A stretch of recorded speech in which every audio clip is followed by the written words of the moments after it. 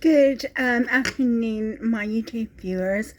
I just wanted to make a video following the video that I made this morning where I phoned up the benefit center and they said that they have reinstated my benefits. So what has happened is the stress of having my benefits taken away from me for 3 months has taken its toll on me. So now I am physically and mentally exhausted. I mean, you don't realize what it's like when there is an existential threat to your person, and that's exactly what it was. It was an existential threat because I had lost my benefits that I needed, even though I personally hadn't done anything wrong, and I was having to live on my savings because the money that I got doing permitted work wasn't enough. And so basically I was living off my savings, and I didn't know how long I was going to be able to continue living off my savings. And so now that they've reinstated my benefits and they're going to give me back pay, so now I have the stress. Before I had the stress of having my benefits taken away from me, and now I have the stress of having the benefits and being beholden to the government. So you don't win. It doesn't matter. I was all stressed out when they had taken my benefits away from me, and I'm still all stressed out for having to rely on the government for my livelihood, really. And so I was just sitting at work. I had to work 3.5 hours, and I was sitting at work thinking, oh, I'm so tired, I'm so exhausted, I'm so tired. And then I was thinking what I wanted to do is I wanted to go home and make a data science video. But I said, no, I'm so exhausted. I'm just going to go home and lay down and maybe make a video, this video on this channel, and just lay down and watch YouTube videos and rest, try to get my energy back.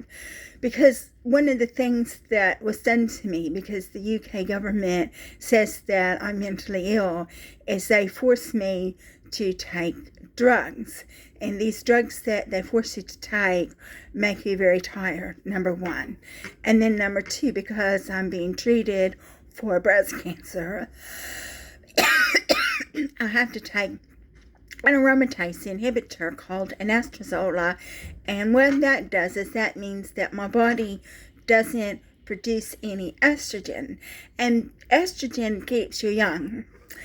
And since my body's not producing any estrogen, I get tired and also gain weight. So you can't win. You gain weight on psychiatric medication, and then you gain weight on aromatase inhibitors. So I can't win. I'm not happy being the size I am.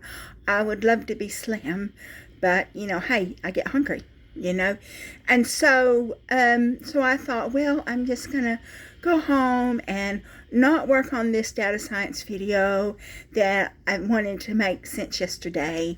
And what I'm gonna do is I'm just gonna make this video that I'm making now, and then I'm just gonna go lay on my bed, watch a few YouTube videos, and relax. Well, I got a call from my friend with dyslexia, and he's saying that his bike is broken, so he can't go to the movie night tonight because the church we're going to has a movie night, but he can come over. So I thought he would come over later and get some chicken. Well, he wants to come over at 2 or 2:30. So that means that I'm not going to get any rest that I need, that I wanted to get, because he has dyslexia. He can't read and write very well. And so because he's dyslexic, he tries to do things that don't require reading and writing. So he wants to talk to you and get your attention and stuff like that. And that's one thing that my boyfriend and I one area where we get along, because my boyfriend likes to read. He likes looking on his tablet as well, because since I've met him, I got him a tablet. And so he has learned how to use the tablet, and he really likes to look at things on his tablet. And that was since I met him. When I met him, he didn't know how to use a tablet. So my boyfriend, he likes to read, but now he likes looking at his tablet. But anyway, so while I'm doing my studying, because I have to study, because I have to stay employable, because I'm never going to be able to retire because of the really bad decisions that I've made in my life. So I have to study, and at the moment I'm studying R programming and statistics. But I have to study and keep myself employable, so if anything happens with my current job, I can try to get another job, hopefully working remotely, because my health is so poor that I'm not going to be able to travel. So, and anyway, so this friend of mine, he said he's going to come at 2 or 2:30. I thought he would be coming around 4, but he's not. I thought that I would be able to rest for a couple of hours, but that's not going to happen. So he's coming at 2 or 2:30, which means I won't get any rest. And he won't just sit there and read, because he can't read. He doesn't even want to watch a video. So I've told him that I'm going to help him sort out his gas, because he's in a bad marriage, really bad marriage. It was an arranged marriage, and he doesn't have access to his meter. He's got a smart meter, and then all the money comes directly out of his account. So when he comes over, I'm going to try to get his gas bill sorted out for him, because he can't do it, because he has problems reading and writing. He can't do that. So that's one thing I can do for him. He did ask me to iron his clothes, and I said no, I wasn't going to iron his clothes. I told him I don't iron my boyfriend's clothes, so I'm not going to iron his clothes. And then he did, what else did he ask me? So he asked me, one of the things he did do was he did ask me to iron his clothes. And then one time he told me that when his wife dies, because he's in an arranged marriage, it's a really bad marriage, he told me that I could move in with him. And I said, well, I don't want to move in with you, because I'd be worried about getting evicted. And he said, well, why would I evict you if you're doing all the cooking and all the cleaning? And a previous time he said that I could move in and do all the cooking, all the cleaning, all the ironing, and work in the garden. Well, I had that situation at home when I was growing up, because my mother did have to work, but she wanted me and my sister to do all the cooking. Well, not the cooking, but definitely all the cleaning and ironing. She didn't make us work in the garden, but all the cleaning and all the ironing, and that was bad enough. So that's like too much like slavery to me.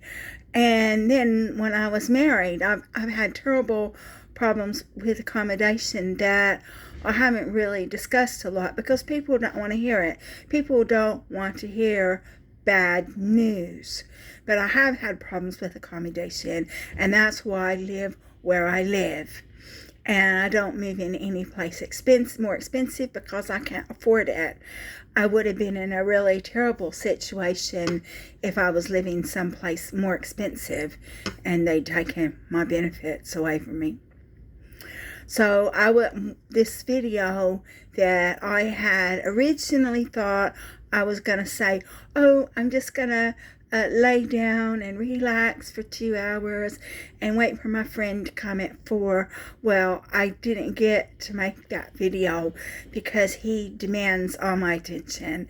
And another thing is, this friend of mine, he's 46. And he doesn't know how old I am, but I'm sure that he would be horrified to find out that he was lusting after a 65-year-old woman. I'm sure that. And then, so I told my friend, I have another friend who I get things for, and he's 62, and he looks every day of 62. And I told him, I said, if you ever meet this friend of mine, I said, I don't want him to know about my family situation. And he knows what that family situation is.